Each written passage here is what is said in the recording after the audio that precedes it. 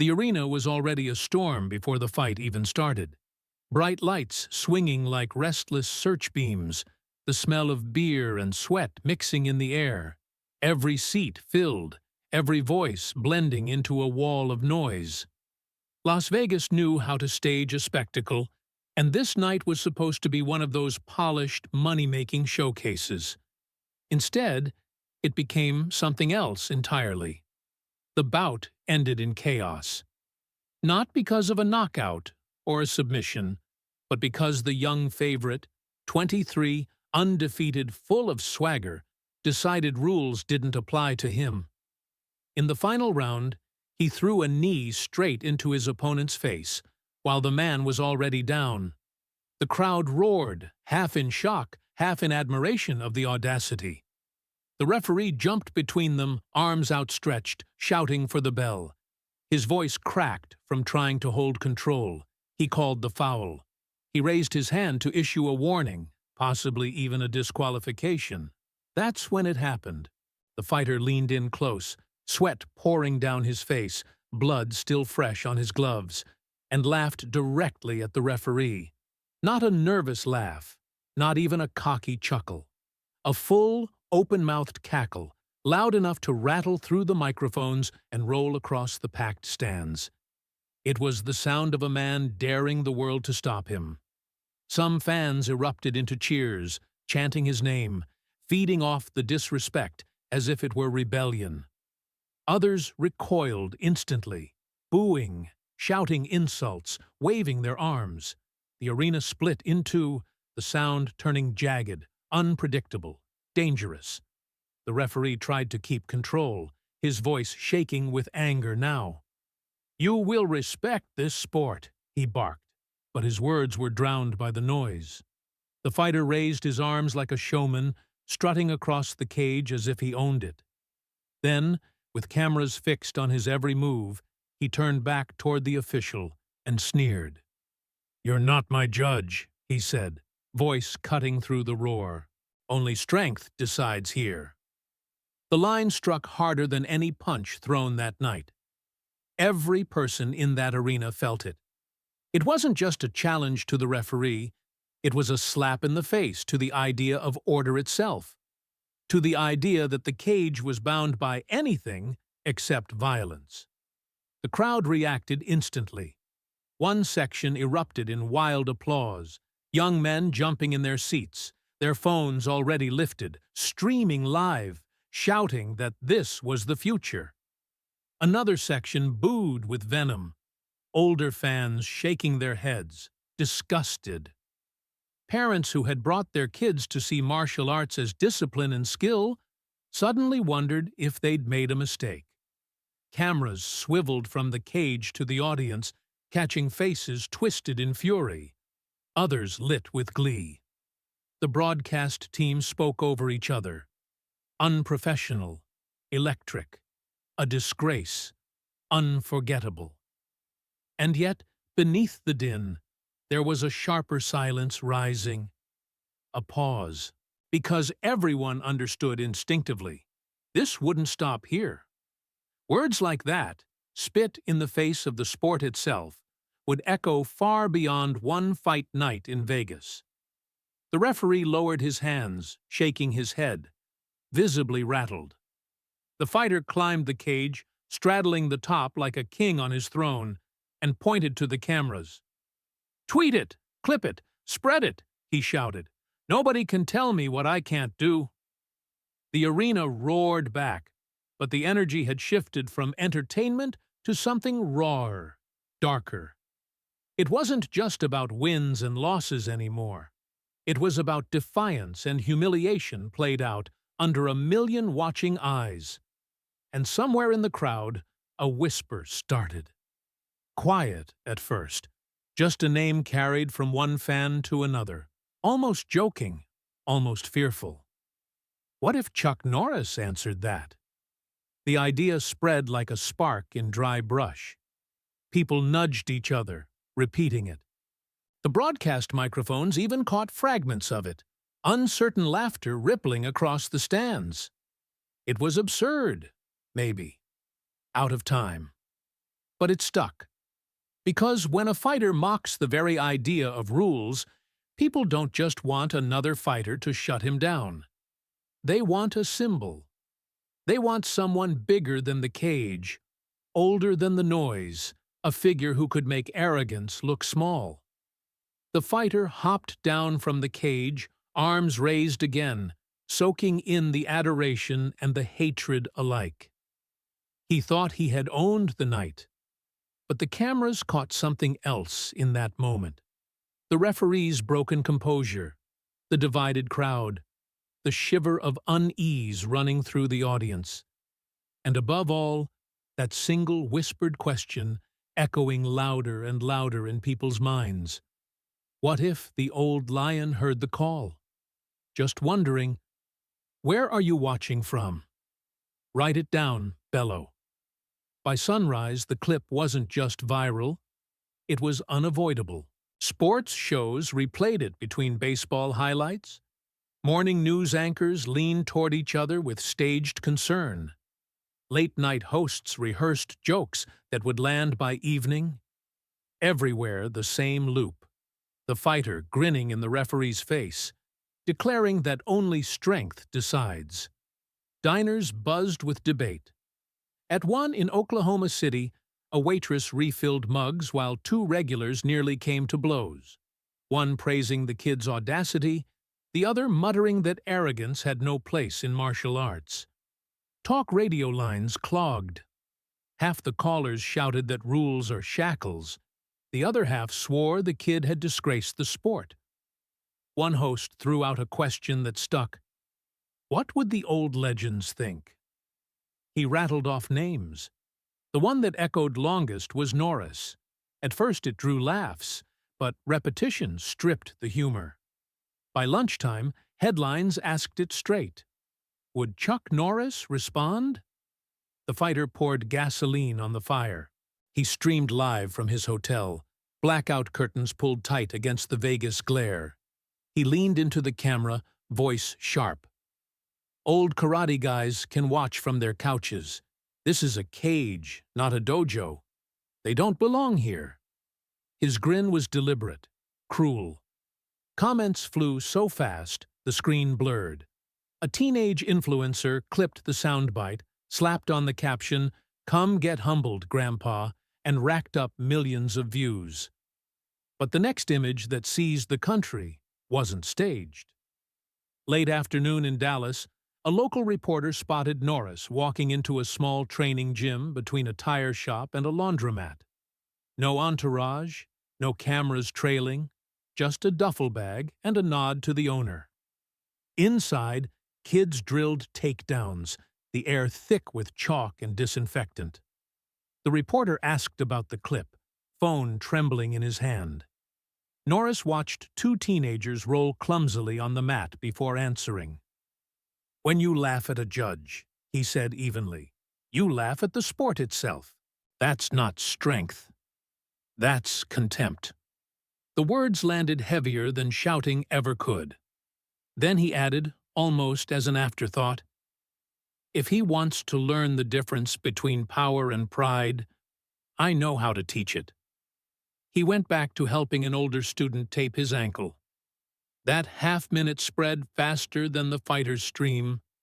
News channels replayed it without commentary, just the faint sound of a heavy bag thudding in the background. Older fans shared it like scripture. Younger ones mocked it, but even mockery gave it reach. Calm had become a weapon. The fighter raged louder.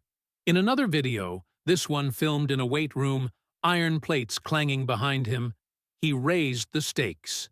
Televised, open sparring, no edits, no protection. He steps in, or he admits he's scared. Off-camera voices cheered. His manager smiled wide. Comment sections became battlegrounds. A high school coach wrote about discipline. A former cutman explained why mocking a referee was a knife to the sport's throat. A kid in a hoodie filmed himself shadowboxing in a park, captioned, "Respect is the only rule." It didn't trend, but it struck chords. Reporters swarmed the Dallas gym. The owner told them the truth. Norris had trained, spoken his mind, then stayed to mop the mats. That detail made headlines. The contrast was stark. One man live-streaming bravado, another scrubbing sweat in silence. By evening, promoters circled like hawks. Emails pinged between casinos and networks. They knew opportunity when they smelled it. The compromise was quick. An open sparring exhibition, carefully branded to dodge commissions. Not officially a fight, not just a show. Something between where money could flow and pride could bleed. The fighter posted again, sharper now. Legends stay legends by staying home. He won't show comments filled with fire emojis and dares.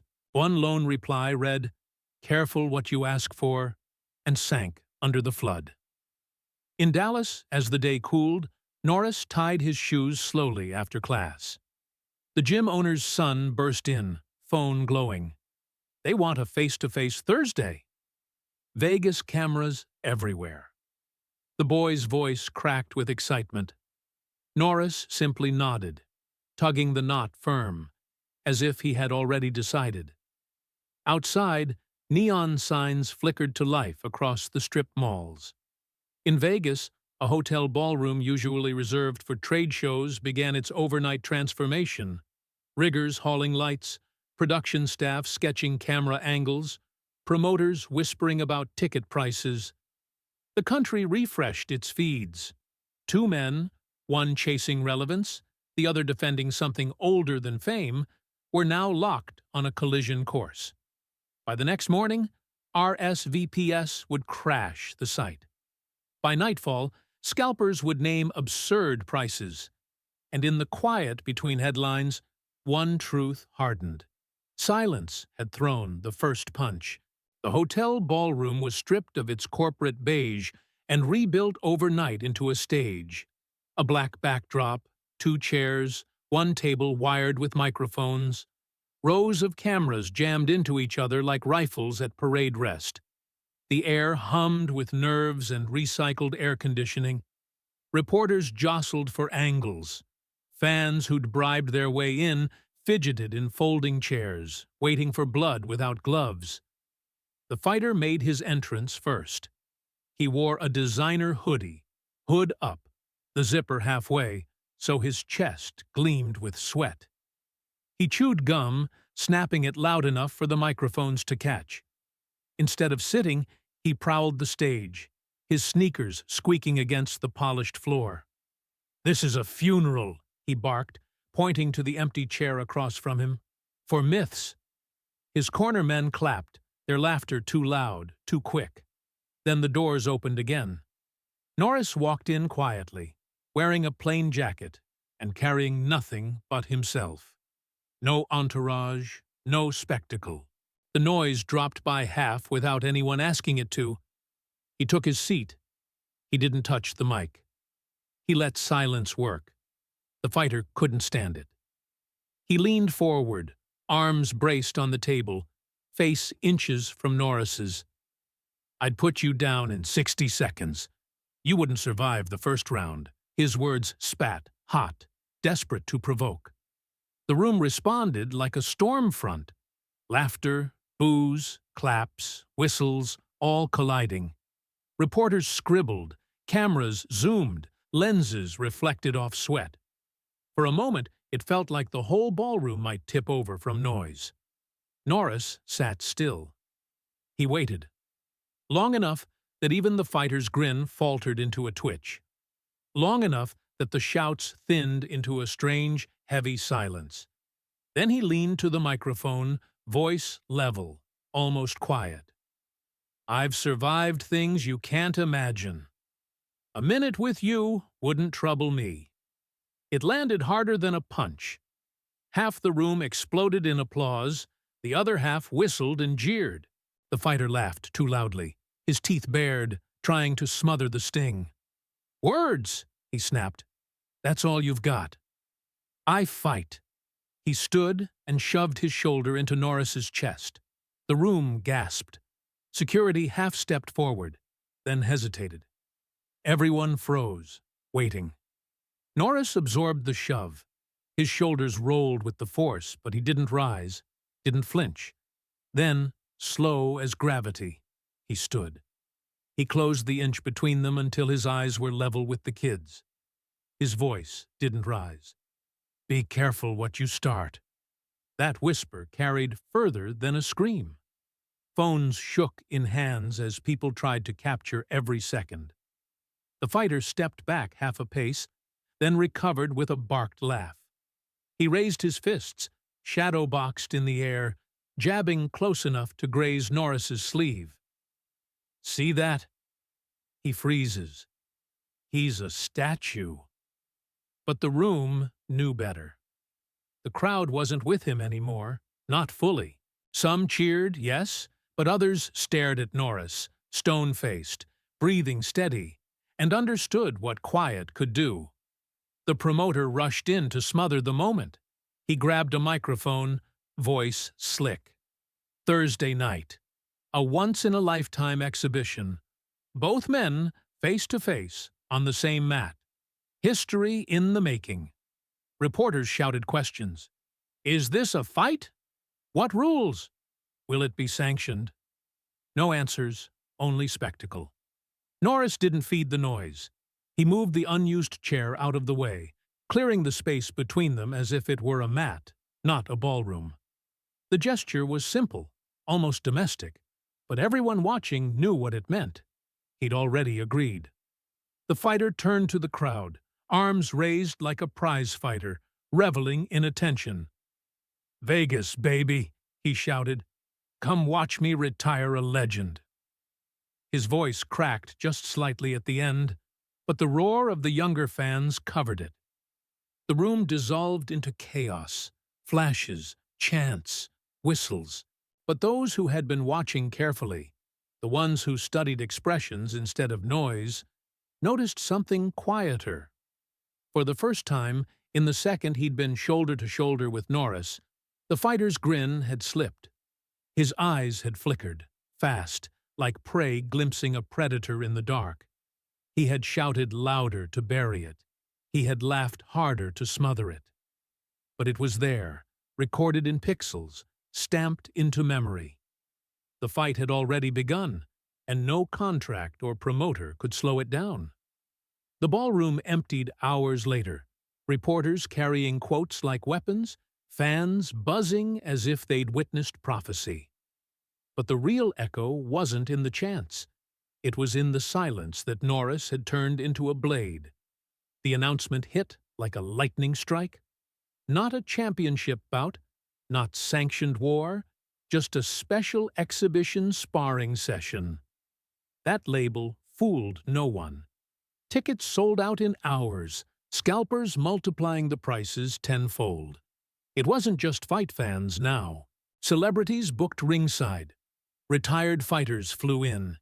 Even people who hated violence wanted to see whether arrogance or legend would break first. By fight night, Las Vegas glowed harder than usual. Neon signs seemed to shout. Casinos vibrated with talk of odds, and the arena pulsed like a living lung. Inside, the crowd swayed between chants and boos. A single organism split against itself. Homemade signs bobbed above the sea of heads. Legend forever scribbled in black marker. New era scrawled in neon paint. The noise itself became the third fighter. Backstage, cameras found the young contender pacing. Gloves on, hood pulled low.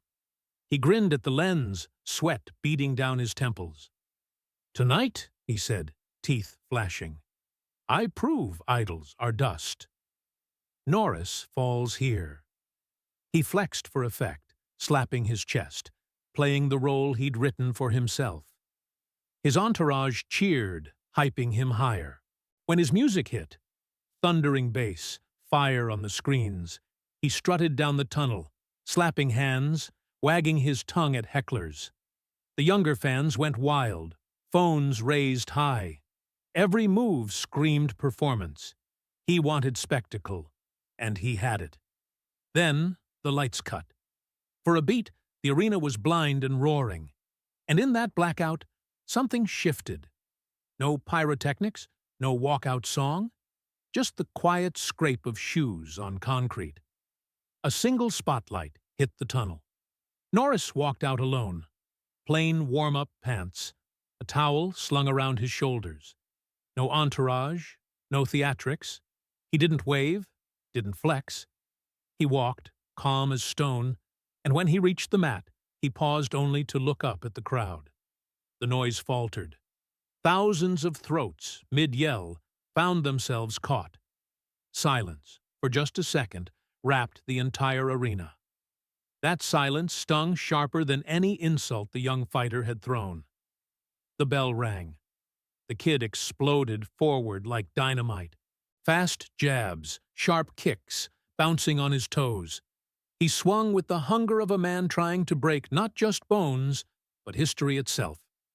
Every strike came loud, vicious, designed for dominance. Norris barely moved. A step here, a slip there. Arms raised just enough to deflect. He didn't swing wild, didn't rush. He watched, patient, letting the storm blow around him. The kid's fists whistled through air. Norris blocked with small turns of the wrist, shifted his weight by inches. The contrast was obvious. Chaos versus calculation. The crowd felt it. Some screamed the kid's name, demanding fireworks. Others started to notice the subtlety, how nothing landed clean, how every burst of speed was swallowed by calm defense. 2 minutes in, sweat poured from the young fighter's brow, his chest rising like a piston. Norris hadn't broken rhythm. He blinked slowly, breathing even, eyes fixed, unbothered. The kid taunted between swings, shouting insults, trying to rattle him. "Come on, old man! Hit me! Show them something!" The crowd shrieked at every word. But Norris didn't bite. He stepped aside, letting a roundhouse skim the air, and the audience gasped louder at the miss than they had at the attack. A chant began to rise, confused, fractured, but insistent. One half of the arena shouted the fighter's name. The other half answered with, "Chuck! Chuck! Chuck!" The sound collided, wave on wave, neither side winning. The young man lunged again, aiming for spectacle, not precision. Norris slipped back, pivoted, tapped his glove aside with barely a touch. To the trained eye, the lesson was clear. This wasn't a contest of strength anymore. It was a demonstration of control. Even the commentators, usually hungry for drama, grew quiet for a stretch. One whispered into his headset, "This doesn't look like a fight. It looks like a clinic."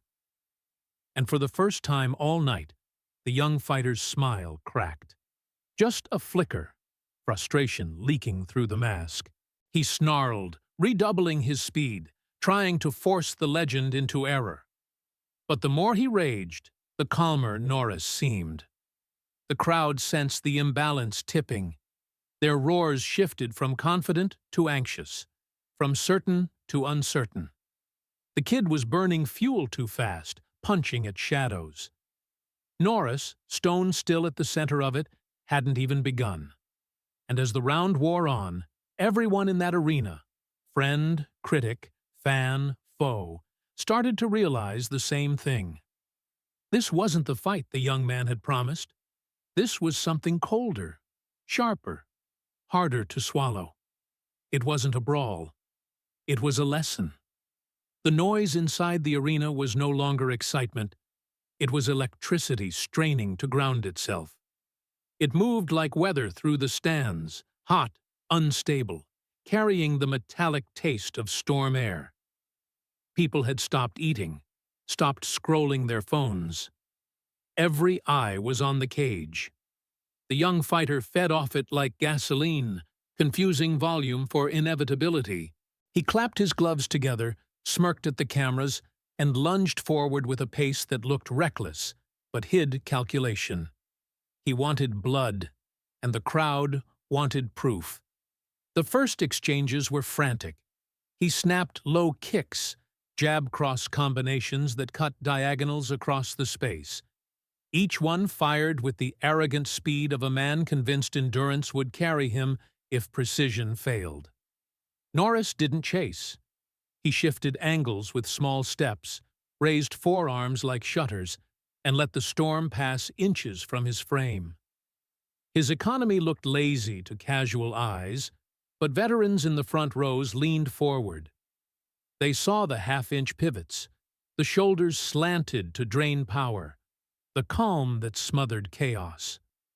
The kid's chest rose sharper, faster. Breaths came clipped, as though his lungs were shrinking around the noise. Frustration leaked into technique. In the clinch, the young man pressed his palm against Norris's throat, holding it a shade longer than legal.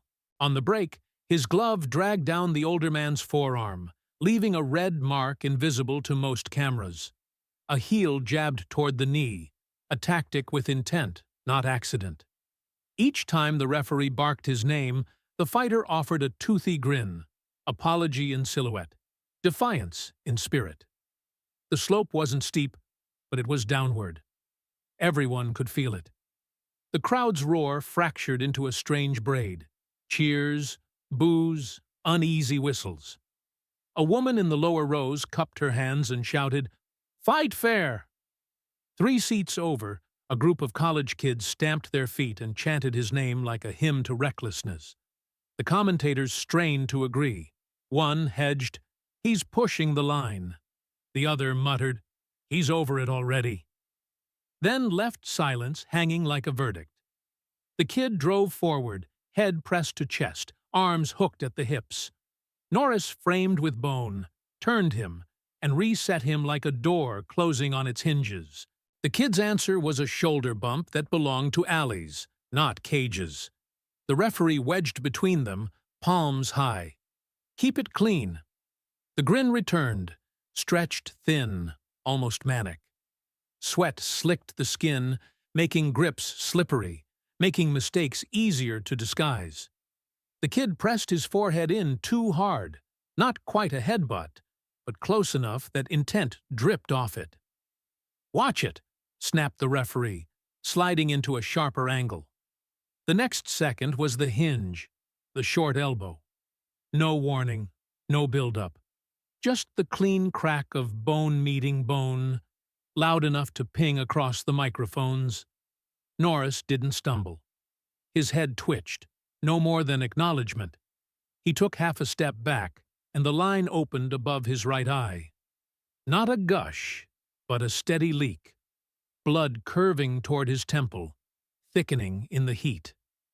Copper scent drifted into the first rows, pulling the audience forward, as if by instinct. Camera operators zoomed tight. Television screens across the country filled with the sight of red on the man they thought untouchable.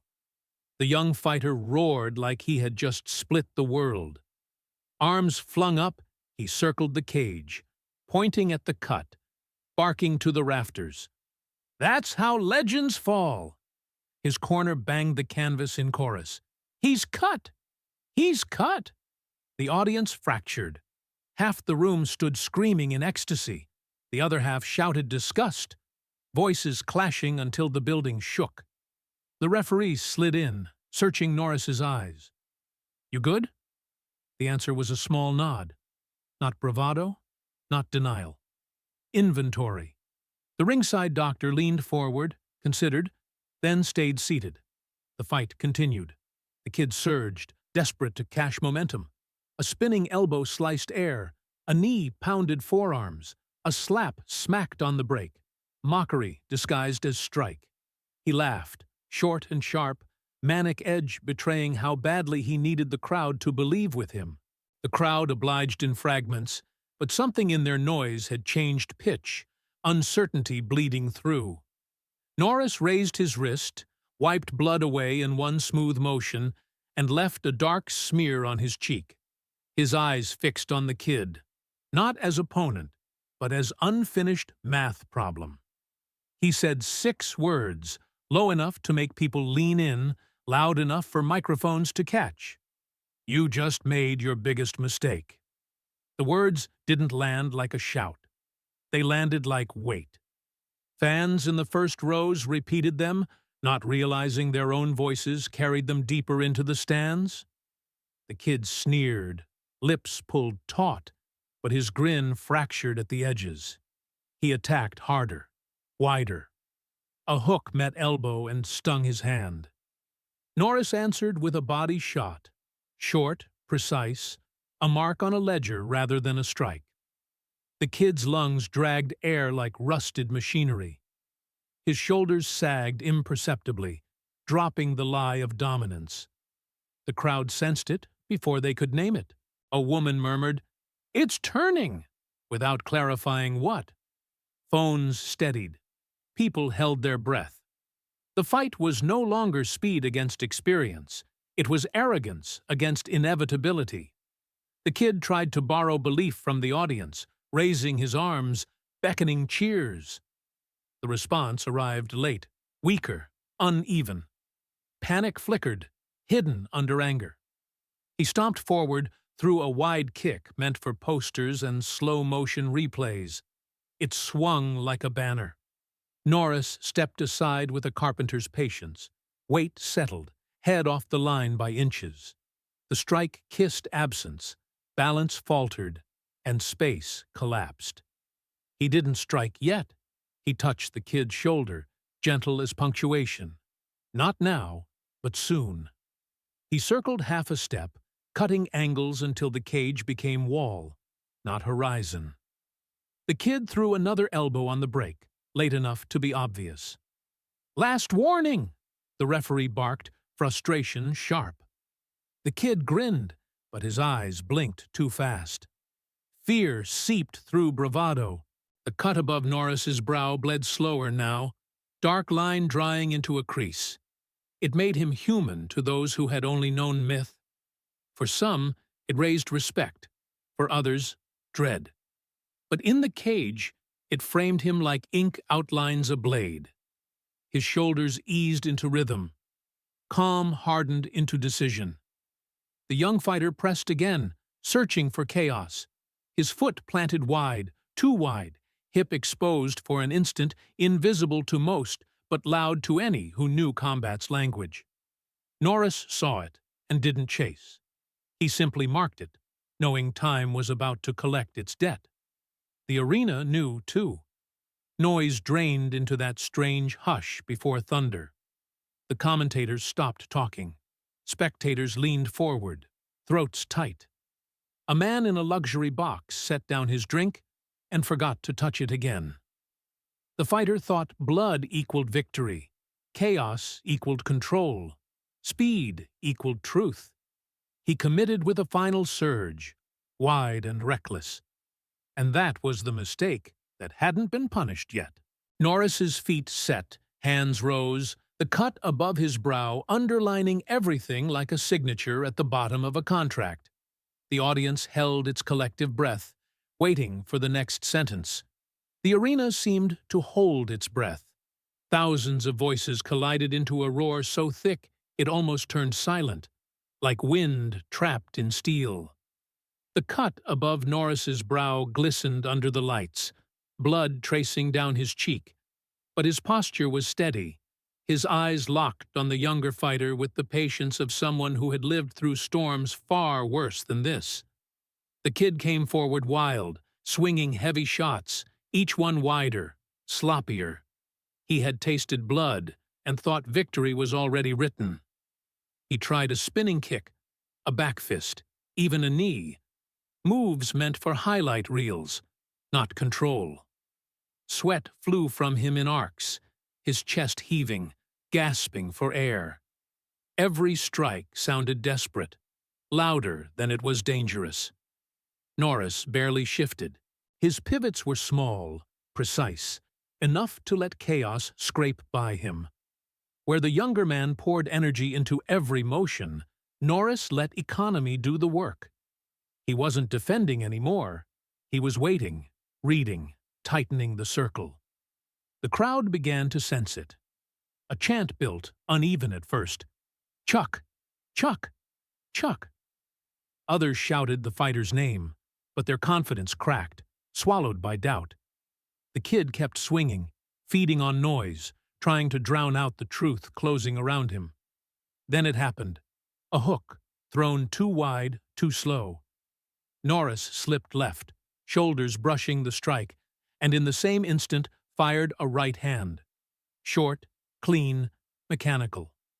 The sound wasn't loud, just final. The fighter's body betrayed him, knees buckling, eyes blanking, and he collapsed sideways to the canvas. The cage floor rattled as his weight hit. For a heartbeat, silence. Even the cameras caught only the hiss of air. Then the dam burst. Screams, applause, whistles, chaos pouring from every side. People jumped to their feet, some in shock, some in awe. Phones raised to capture history. Commentators shouted over each other, their voices drowned by the wave. Inside the cage, Norris stood still.